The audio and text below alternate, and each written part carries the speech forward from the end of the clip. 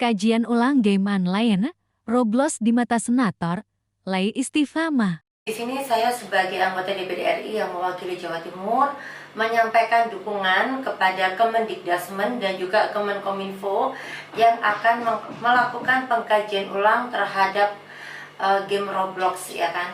Karena memang kita harus akui ini memang bertujuan awalnya kan sebagai entertain, melatih bagaimana kognitifnya anak, memecahkan masalah melalui platform digital yaitu permainan game.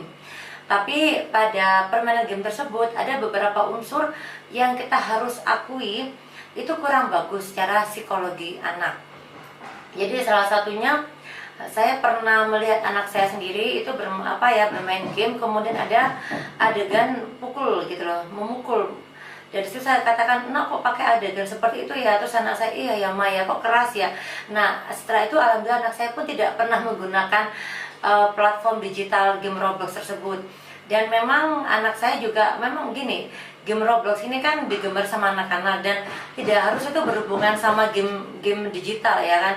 Tapi juga ada berbentuk fisik, jadi anak bisa merangkai Roblox.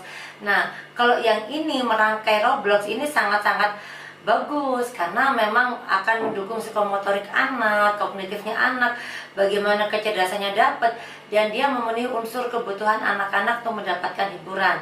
Karena kalau kita membreakdown dengan teori Maslow tentang kebutuhan, ada salah satu unsur kebutuhan yaitu kebutuhan sosial, di mana kebutuhan sosial ini bisa didapatkan dengan interaksi sosial dan juga didapatkan dengan cara dia mungkin berkreativitas, otomatis akan mendapatkan juga aspek kebutuhan aktualisasi diri kalau anak bermain game secara positif. Tapi kalau digital ini awalnya memang positif, tapi saya juga tidak tahu mengapa kadang perkembangannya kurang positif, ada beberapa adegan kekerasan. Nah ini kan khawatir kita itu anak-anak jadi terstimulus melakukan tindakan perundungan kepada teman sebayanya, atau mungkin mereka melakukan tindakan kekerasan tapi berniat guyon, tapi ternyata itu menjadi hal yang berbahaya juga.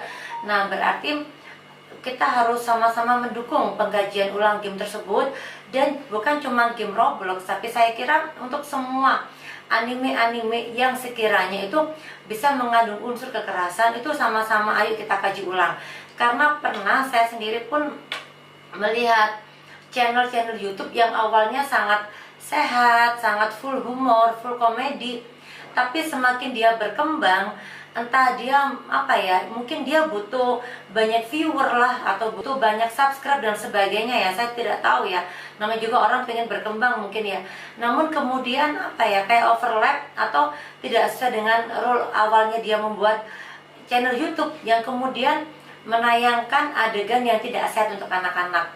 Bahkan banyak loh anak-anak itu melihat konten-konten YouTube yang awalnya sangat sehat, sangat lucu, ternyata semakin berkembang ini bukan cuma menampilkan adegan kekerasan, tapi juga adegan pornografi, adegan mungkin secara verbal, secara lisan itu juga ada komunikasi atau kata-kata atau kosakata yang tidak sehat untuk didengar sama anak-anak. Jadi itu sangat-sangat menyedihkan. Jadi saya pernah pun mengalami anak saya tuh sampai mendengar sebuah istilah yang dia tidak tahu itu istilah apa, tapi kok di dalam channel ini dianggap itu sebagai guyonan, dan dia bertanya, "Ini apa sih Mak?" "Udah deh Nak, nggak usah dipelajari." Jadi saya bilang skip ya sayang, dan untuk aja anak saya juga penurut. Nah coba kitanya tidak mengawasi anak bagaimana gitu loh.